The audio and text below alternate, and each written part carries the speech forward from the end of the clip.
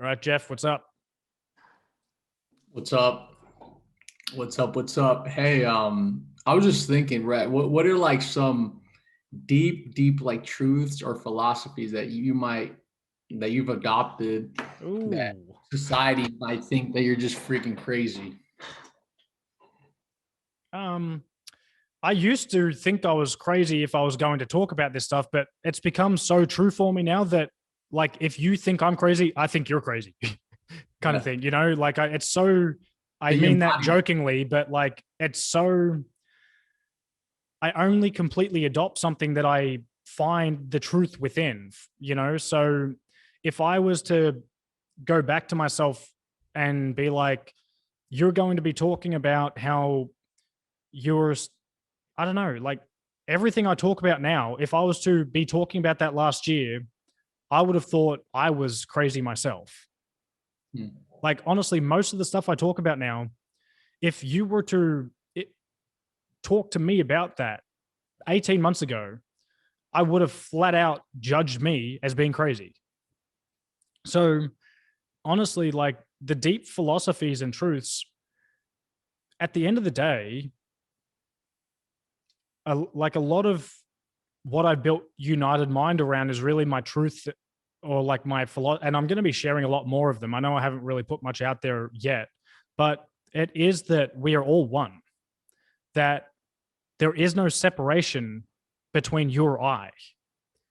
We are just merely a different entity living a different experience, but our intelligence and our learnings from our experience all contribute back to the ultimate creator.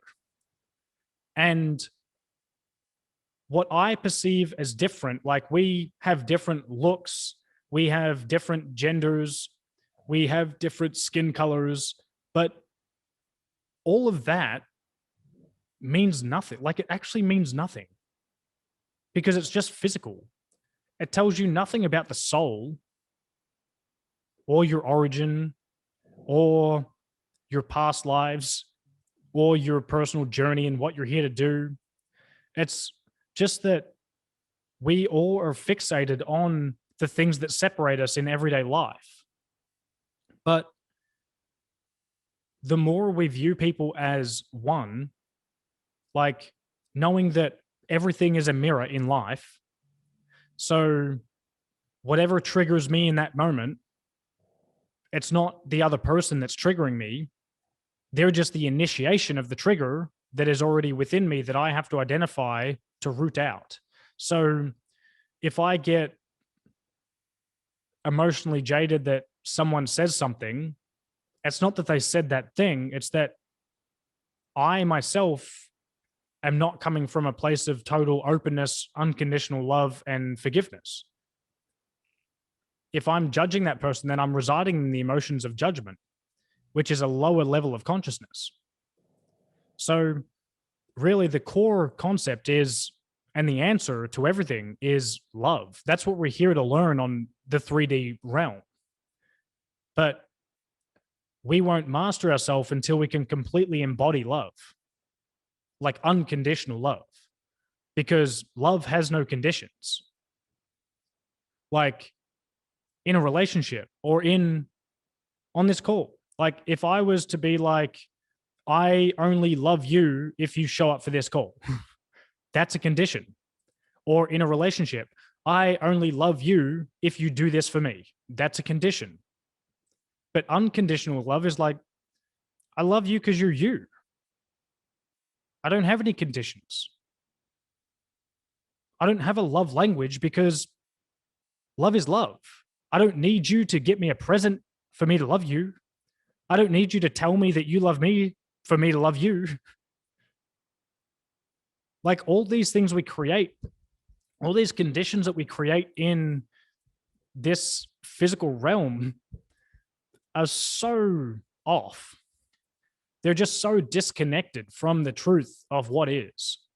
So, yeah, my truth and my philosophy is love. Like, but most got like it's a lot easier for women to adopt that feeling, but because men have severed the link between their mind and their heart, men have a lot of work to do to rebuild the connection, to be willing to feel, to be willing to accept love, to be willing to actually feel love and to give love.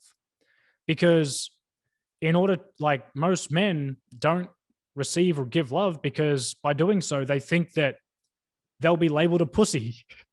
It's so hilarious, but it's true. So, like, that's why you'll see, like, a lot of guys' relationships with each other is, it's funny. Like, I come from a footballing background, and a lot of the time, the only way of expressing emotion to your mates is to go punch them. And it's like, like, the true masculine man holds the space of love and forgiveness because he has no ego. And it is the ego that is scared to love. Because when you actually fully accept love and give love, you have no barriers that you need to hold up. It's like, hey, I don't care. You can judge me, but I'm not affected by that. You can tell me and say whatever you want, but I know that that's just you dealing with your shit. It has nothing to do with me. I will just be my raw, authentic self. And if you don't like it, you don't like it. I don't care. If you want to complain about something, you complain about something. But every trigger that comes up for you around me is not because of me. It's because you need to work through the trigger. And you won't see me getting triggered. I mean, I might still every now and then when something comes up, but I'm in a space now where I literally, like, don't get triggered by anything. And it's about, but I took a lot of work to do that because I went through like a spiritual awakening 2 years ago. But then last year, when the pandemic hit, that forced me to see the dark side of life. That forced me to see the true darkness within our world right now that a small percentage of the population is carrying out. And I got really mad, like fucking pissed. But in going through that, I transmuted the feelings of anger, judgment, and being pissed off into forgiveness and love, knowing that the people, like, everyone has a choice and there's no right or wrong.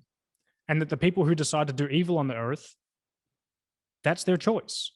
And by doing so, we learn as a collective that actually helps us ascend and evolve. And if they decide to live their experience doing evil, then so be it. Not that I'm going to accept it and just sit by while they keep doing their shit, but I'm not going to judge them for it. And I'm not going to be angry at them. I'm just like in a place of, hey, I love you, but I ain't going to accept it. Does that make sense? And that is kind of a representation of a complete 180, where last year I was like furious about what was happening. Like really just like fucking pissed. But then when you can't operate from that place, because then if you're trying to just defeat anger with more anger, you butt heads. It doesn't work. So you have to raise your vibration to a level of love where if someone, and this is one that I'm trying to now work on, like, just to give you an idea, this is now the question that I'm asking myself. I still have not found the answer, but I'm pretty close. Where, like, I like to picture myself in different situations and be like, what would I feel? What would I do? So I'm trying to picture now, if someone was going to murder me, could I forgive them? Or would I go pick up my gun and shoot them? That's the question I'm trying to like play with in my mind, that I'm trying to ask for guidance for, because it's just interesting. It's like, well, if you are truly coming from a place of love and light, if someone is trying to kill you, do you defend yourself and kill them? Or do you, in the moment, express love at the sacrifice of your life? Because then you're holding the higher vibration till the very end of love and light, kind of like what Jesus did on the cross. So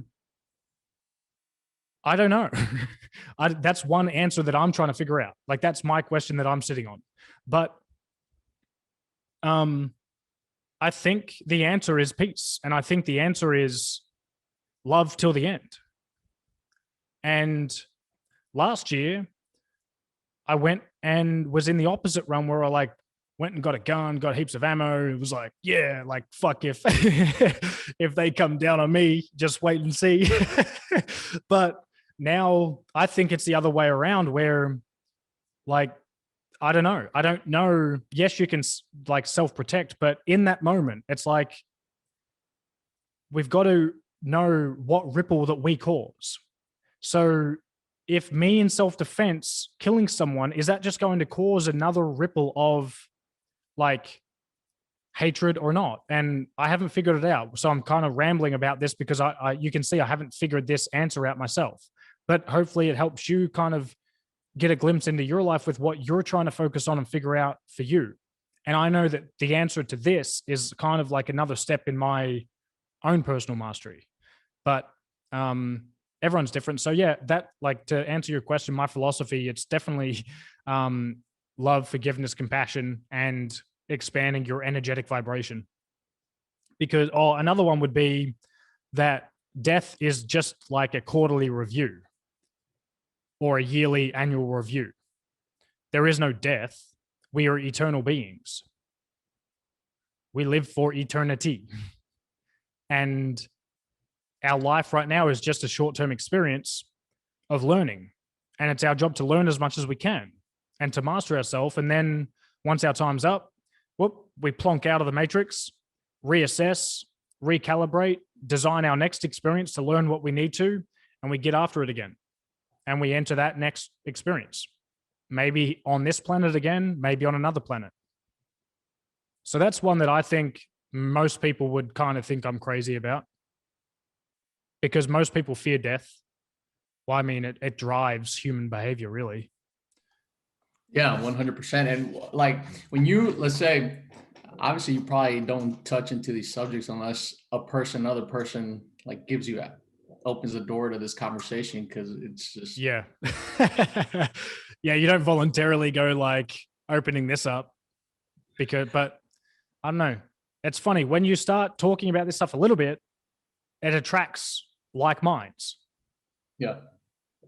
But yeah, it's not something I openly discuss with everyone because like they just look at you like they get scared. Literally, they're like, it triggers fear within them. If you're like, aliens are here, people are like, oh no, they're not. It's odd. It's really odd. It's like, okay, you don't think they're here, really? You know, we live within trillions of galaxies and potentially many, many, many universes. Like, and you don't believe there's any other life, despite the fact that there being billions of other planets that replicate the conditions that we have here on Earth. And you don't believe there's other beings or intelligence out there. No. Okay. You believe what you're going to believe.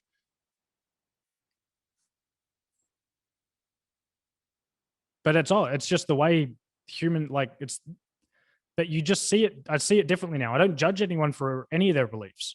I just know that where each individual is right for them at this point in time in their life, and that they have to go through the experiences that they are going through to learn the lessons that they need to learn that contributes to their own personal spiritual and soul development to then transcend to the next level. And they will continue to be faced with these same experiences with different conditions that are there to provide the same learnings that they need to learn. But until they learn it, they will be met with the same experience over and over and over again. So there's no good or bad experience. There only is what is. Because the creator and us, our collective, our oneness, learns from all of it. So if someone goes through a really dark, negative experience, well, they actually learned a lot from that. And they've now become a different person through that experience. And we are the sum of our choices. So we either choose that every experience actually serves us, or that we are subject to our experiences and we have no choice. And that everything that happens to us is bad. So you can see, depending on the level of intelligence and consciousness that someone resides at, that will determine how they view their experiences in life.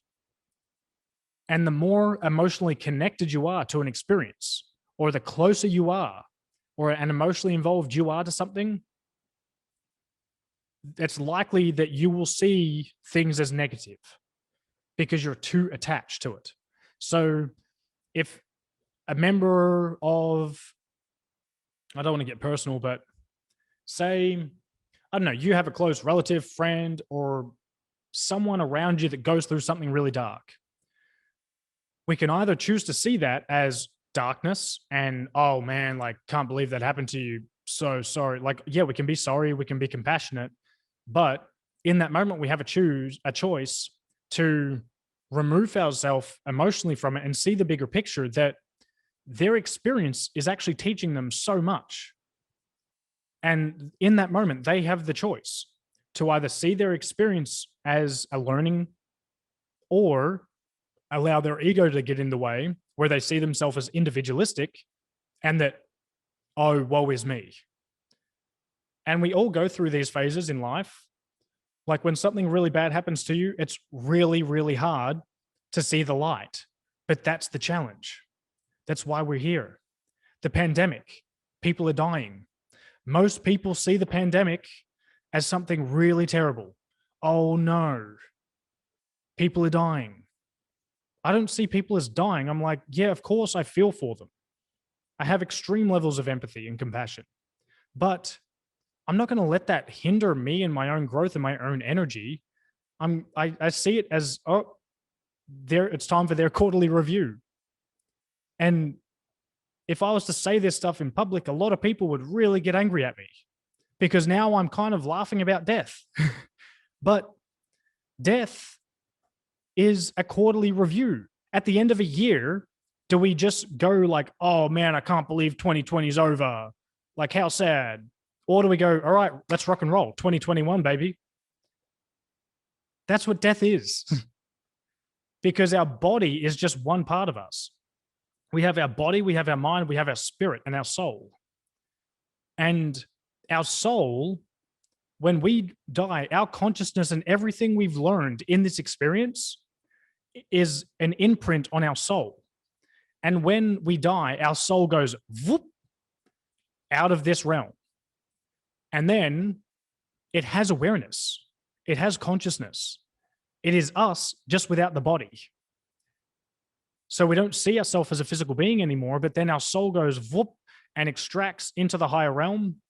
And obviously might sound a little bit crazy because I obviously haven't died, but from everything that I've gone and everything I've meditated on and everything that I have researched, I've expressed discernment at every point and I've absorbed what's true for me. And that's also probably an interesting thing to just mention here is that anything I say, still use your own discernment for what you believe is true and to find your truth. But I would only express that you do not allow your ego to get in the way. And you'll notice that if I say something and a bit of fear or emotion comes up within you, that's your ego getting in your way to try and protect you. But the goal is to transcend ego. So we just see things as a clear slate as an observer. So then you can actually approach things with an open and clear mind where you're willing to receive it. But if it doesn't feel right within and it's not aligned and integral to your truth, then dismiss it. You don't have to believe everything I say. I don't want you to. I want you to find your truth. But when you view things that way, instead of allowing your preconceived beliefs and notions to get in the way with new information, for example, we believe once we die, it's the end, or we go up to quote unquote heaven. So we might believe one or two, those two things. It's like, hey, all right, well, maybe one person believes that when we die, that's it. You're done. Another person might believe like, maybe there's a chance I'll go to heaven if I'm good enough. But if you have a hardcore belief about any of those two things, when I'm coming in and trying to shed light on another possibility that death is just a quarterly review, you're going to probably get pissed off at me because it directly challenges your other beliefs that you already hold. And when your core beliefs are challenged to the very core, you get angry and fearful because it then challenges your entire paradigm for in which you live. Because our beliefs give us certainty, because you cannot have certainty without belief. And that is why belief is so powerful. But when you allow yourself to be open with many beliefs, opposing beliefs especially, that's when you become a true master, because now you can hold two opposing beliefs in your mind at the same time and still function as a human, which is what I basically went through last year, was holding the space of not knowing, of being like, hey, I don't know, which basically means that in my mind, reality could be anything. The universe could be anything. I could be anything. And that allowed me to question everything at the raw depths of myself and my entire being. And it feels really unstable when you start breaking beliefs, because when you break an old belief, your life becomes a little bit more uncertain. So it's about opening yourself up and being okay with the uncertainty.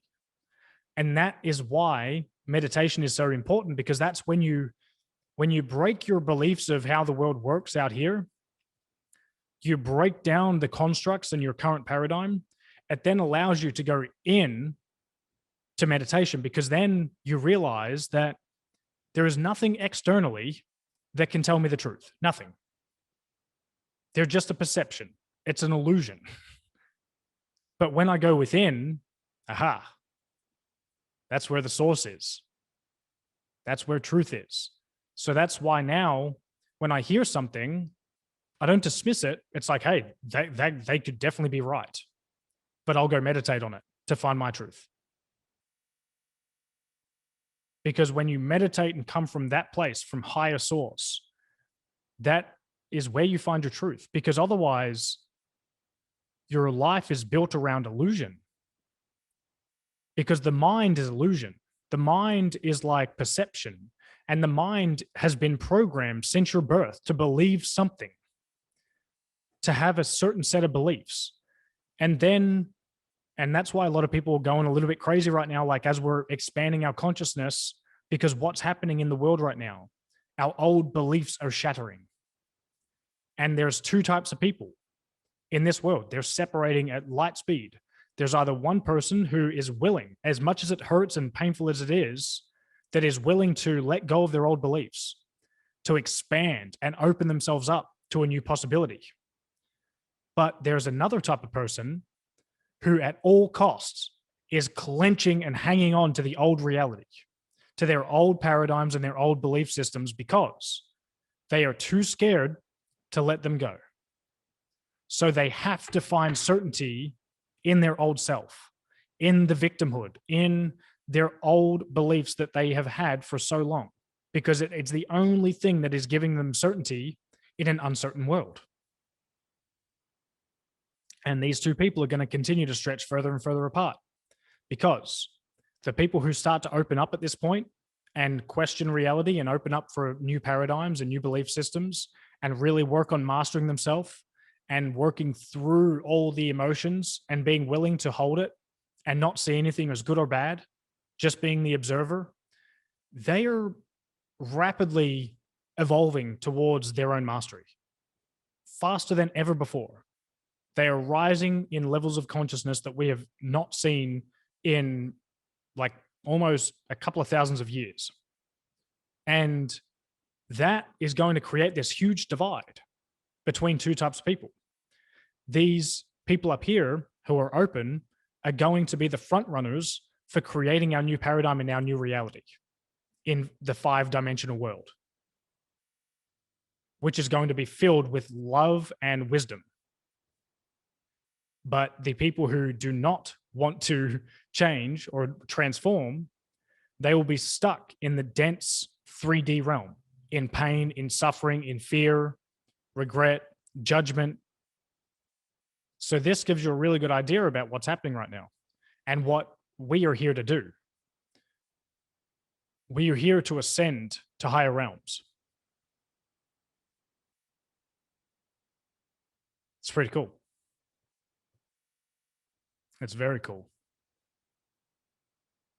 But if you guys aren't getting this, like, feel free to just ask questions, challenge what I'm saying, and we can work around to like help you find clarity if that's what you want. But obviously these calls can go wherever. It's more so about like helping you get clarity around your current bottlenecks that are holding you back right now. So does that resonate for everyone? Or when I talk about this stuff, is it like quite hard to grasp, or are we on the same page here? Same page. It's like, it's, for me, this is like, it depends on like everyone's level, but I've been studying like this stuff for a long time, and I've been understanding it from different perspectives, and I completely believe in it. Like what you're saying, cool. I completely believe in it. So definitely it resonates with me. Cool. And if you don't, that's okay too. Because once again, there's no right or wrong. It's just, if we're not aligned, like, just let me know so I can fill in gaps, because this stuff takes a long time to download and integrate within yourself, because while we've had like many calls, it's very limited, because I can honestly talk about this stuff for weeks. Like I could probably talk about it for a year straight, just back to back. And there's so much information. But it's not about dumping all of the information on you. It's about trying to identify what seed that you need to be planted right now that's going to allow you to then go water that seed and expand upon it. So Jeff, how are you finding this? Oh, I resonate with it 100%. Okay, cool. 100%. Frank? It's very refreshing, because it's not, again, in my world, nobody really talks about it. But that's why this stuff's so important, because once again, this could be your standard business conversation where it's like, oh, I'll show you guys how to build a funnel. But when we get this right, this is like paradigm shifting stuff. And when you view the world in a different way, with a greater perspective and paradigm of how everything works, okay, so there's two levels, like call this 3D, right? Where everyone is right now. And we're transcending and rising above through the 4-dimensional realm to 5D. And 5D is where basically we become the embodiment of a human master. We master the human experience at this level. And by doing so, it gives you the wisdom and insight and perspective where you are a master of your life. You're not having troubles doing shit that people struggle with down here, because you've evolved to a higher level. And at higher levels, you have greater superpowers available to you. So it's like when, for example, at this 3D level, we have to use this computer and this microphone to transmit information. But at 5D, telepathically, we just communicate because we want to through our mind. It's like, hey, Jeff, what's up, dude? Not much, man. Like, there's no Zoom call. That's a 3D technology, and we're rising above it. So see how, while I know it takes a long time to master this stuff, it's totally worth it, because the faster we master it, we can then help other people master it too. And when we rise in our skill set, awareness, and mastery, we then can start to tap into source, like spiritual source, which has infinite intelligence encoded within it. So say that you down here are trying to solve a problem, and then you decide, all right, to solve this problem, I'm going to read 1,000 books on this topic to try and find the answer, which I've done, like, to get to a certain level of awareness, because I had to change my awareness to know that this other stuff was even possible, right? But say that down here, you go and get all this mentoring and you read 1,000 books to try and find what the answers are to life. When if you're a master at this level, you just like tap in and ask some aliens like, hey, what is like, what's happening here? What are the answers? What do I need to know? How do I invent this? How do I create that? And they go, bloop, and it's encoded in your mind. That was like what Nikola Tesla was doing. I'm pretty sure he was an initiate. And an initiate is an initiation into higher realms of being. So Nikola Tesla, he wasn't the creator of those inventions. Those inventions already exist. The information, he pulled the information from the quantum sea, from the quantum realm, from higher realms of intelligence. And he even quotes himself, my brain is merely a receiver. But he was able to tap into that creative source where he co-created with the universe.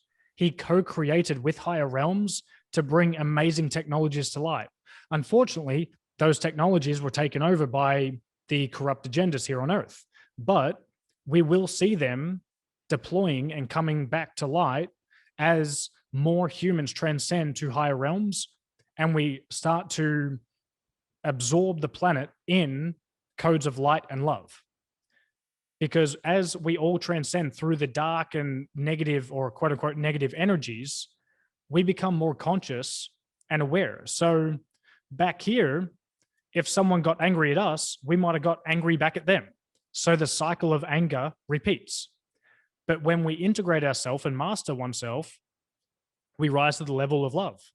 So then when that relative flips their shit at you, you don't get angry back. It's like, hey, dude, I love you, but you're going to have to go process your own trauma. It's not up to me to do it. See the difference? Then it's like they get triggered back from you because they don't want to receive the love. But that then creates the cascade of events that occurs for them to rise in their own level of consciousness. So this is the most important stuff. And when you get it, when you like really get it, business is easy. Business is honestly so simple. And you can do anything that you want in business because now you're coming from the higher realms of vibration and frequency. And when you raise your vibrational frequency, you become a Nikola Tesla. What's the blueprints for this quantum machine I'm trying to create? Voop. And then your duty is to use it for the good and the service of humanity. That's the caveat. Because there are negative entities, negatively oriented entities in the 4th and 5th dimensional realm. But the 5th dimensional realm is as far as they go. Because in order to get past the 5th dimensional realm, you have to embody and truly become a master of wisdom and love. And ironically, negative entities reside off the emotions of fear because those lower level emotions control other people. So then we know that the light is going to win in our realm because there are millions and billions of entities who are positively oriented, who are in the service of all that is in our universe and the multiverse. And they are here. They literally, like, the entities in the 6th, 7th, 8th, 9th, 10th, 11th, I think there's 12 dimensions. I could be a little bit wrong on that. I'm not sure how high it goes. Because to only truly know how high it goes, you have to get to that level, right? But if we assume for now that there's around 12, those beings came through this, like many of them came through this physical experience that we're now living ourselves. And they only got to that level by mastering oneself and actually devoting themselves to the service of all that is, to being in service of the universe and the creator. So the way to get there is to choose to be of service to others. And the way we are of service to others is to embody and exude love and light. In order to do that, we have to learn how to feel through the heart. In order to do that, we have to meditate. So this is really powerful stuff. And there's many more layers to it, but it's literally what we're here to do. So this is all about, and like, make no mistake, I'm here on the journey with you guys. Like, I'm not a guru, I'm not here to be a guru. I'm here to co-create a new reality with you.